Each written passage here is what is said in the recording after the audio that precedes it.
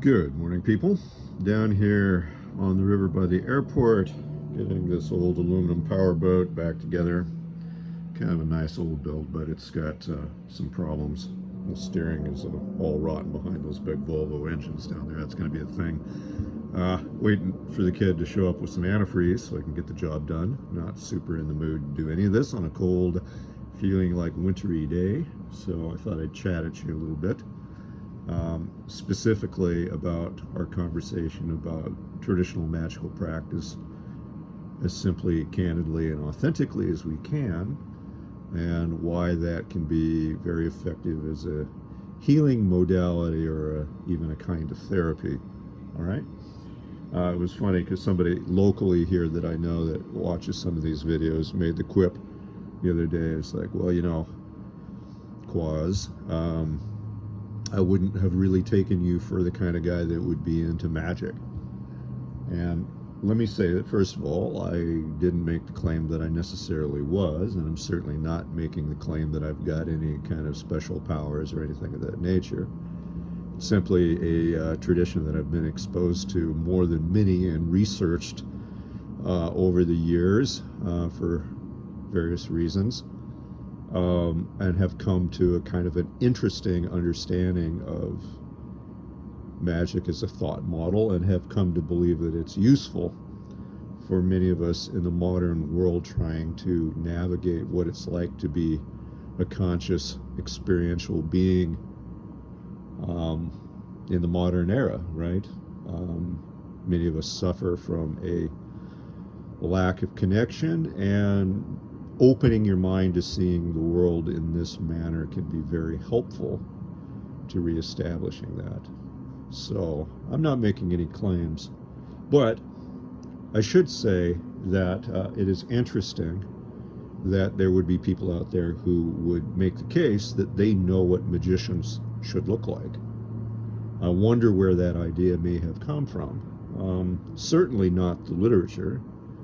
In most cases throughout history, especially in Western history, magical practitioners who were authentic, at least, and not just straight up charlatans, made a real effort of operating completely incognito, and very often in disguise, and very often in environments where no one knew that they were people who had made the choice to operate under these interesting thought models. You keep it quiet for a couple of reasons. First of all, it could be a heterodox worldview. Many places and many times in history, it could have got you killed for a lot of Western history. And second of all, the other reason is that if you out yourself as some kind of practitioner here, and your interest in the domain extends to how magic might interplay between people, then proclaiming yourself to be a practitioner poisons that well and makes it a lot more complicated, right? So there's a real incentive to keep it quiet and to keep it under the radar.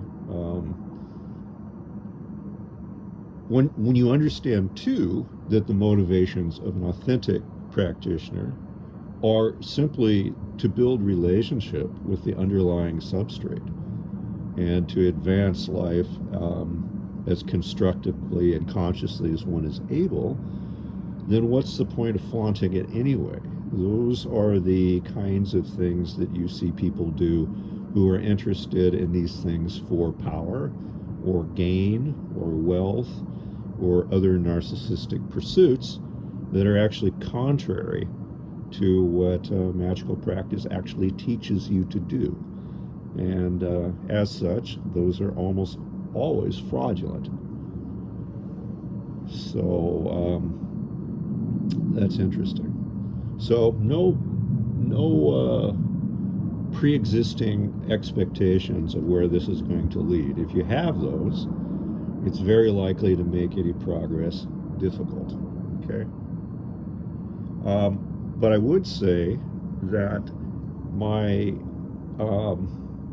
gateway to this primarily came from My maternal grandfather, who was a very old school Mennonite farmer, he had no male children, just two daughters, and had a real desire to share some of this folksy farm magic that he felt was very important with somebody. And he certainly had tried my dad, but my dad isn't the kind of guy that would be particularly interested in this sort of thing. And they had a bit of friction too. So it rather fell to me.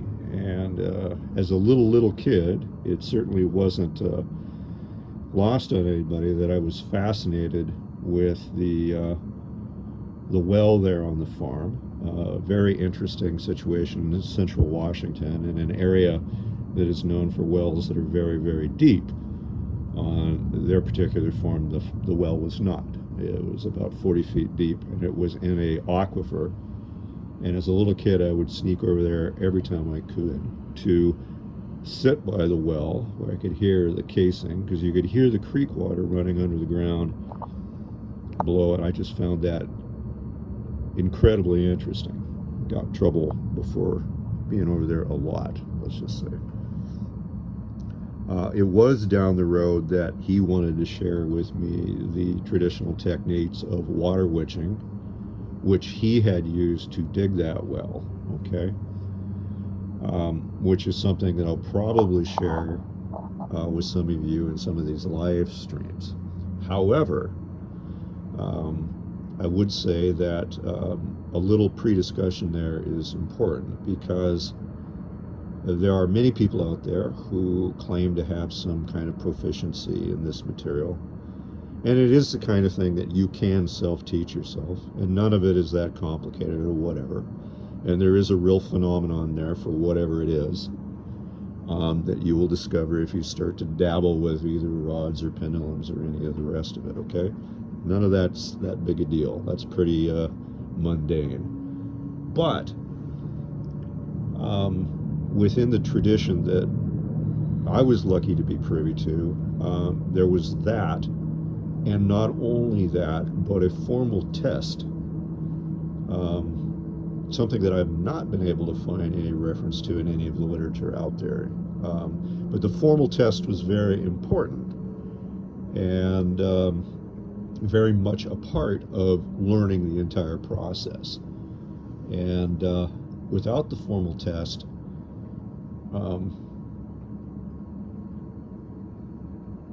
well, that's a practice that can be not so constructive, okay? So, why? Well, let's think about this for a second. Really, the point of magical practice is the sense of connection and the ability to hear perhaps the primal conversation between yourself and the underlying substrate, okay? And certainly throughout the evolution of human beings, being able to locate water might be one of those things. Certainly it might be the kind of thing where if you're walking in the woods, it's useful to be able to, in some kind of intuitive manner, determine whether or not the rustling in the bushes is either foe or food. Okay? These are not things that you can do rationally. There's no reasoning them out. There's no way to walk across a completely flat piece of dirt and find a stream under the ground. Okay?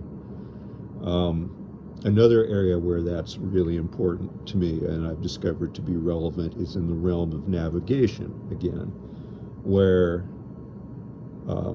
historically navigators, at least in the prehistory, were shamanic characters who were faced with the task of predicting weather and tide, okay? And you would find yourself in circumstances much like I am right here all the time, or perhaps you were trying to get a boat out over a river bar. Here it's currently quite calm out by the airport, but at some point during the day the wind is likely to rise, and you might be in a situation where you want the wind to carry you and your crew and everybody out across the river bar, which has a lot of current and it's potentially dangerous, and to do so safely and predictably and reliably. Okay, so somehow or another, you're using some kind of method that we could loosely call divination, all right, by which you say, okay, we are ready to go now, and off we go in the ship.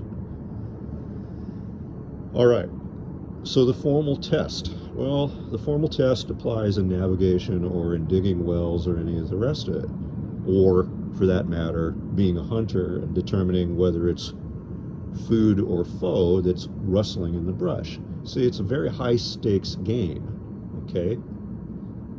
It's a very high stakes game if you intuit that it's deer when it's cougars, okay? It's a very high stakes game if you intuit that the wind is going to blow when it doesn't, okay?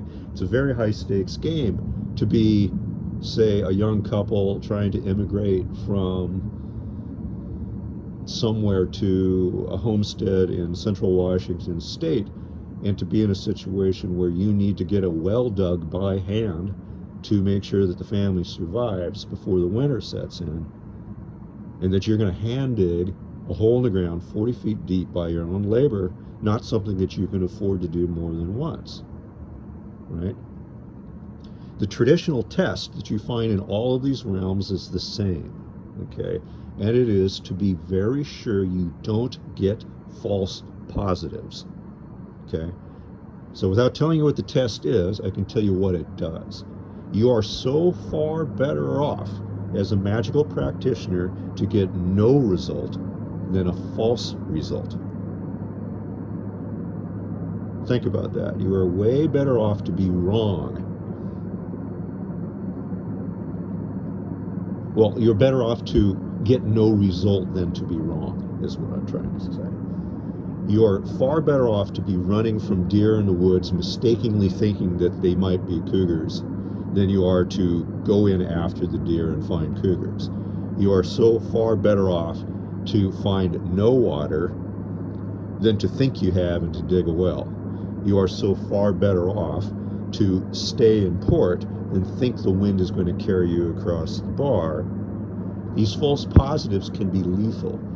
The tests are there to make sure that you don't get yourself into these false positive situations.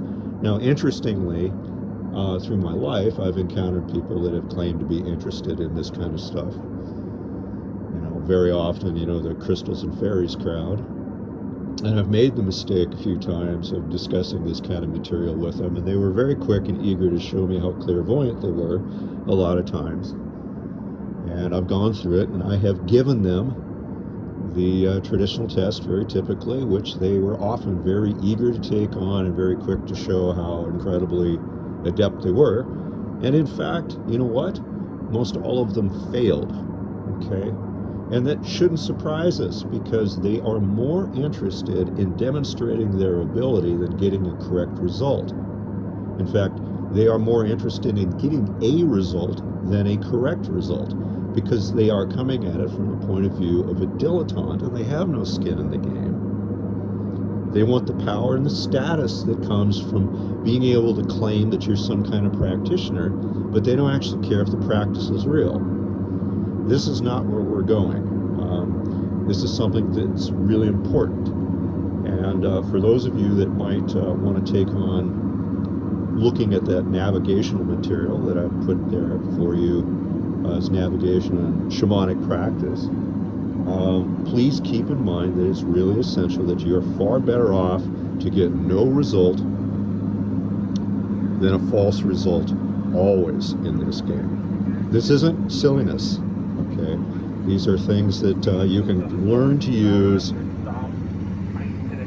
in your daily life, even with things perhaps as mundane as diagnosing diesel engines. It's quite useful, and I encourage you to put in the due diligence. Cheers.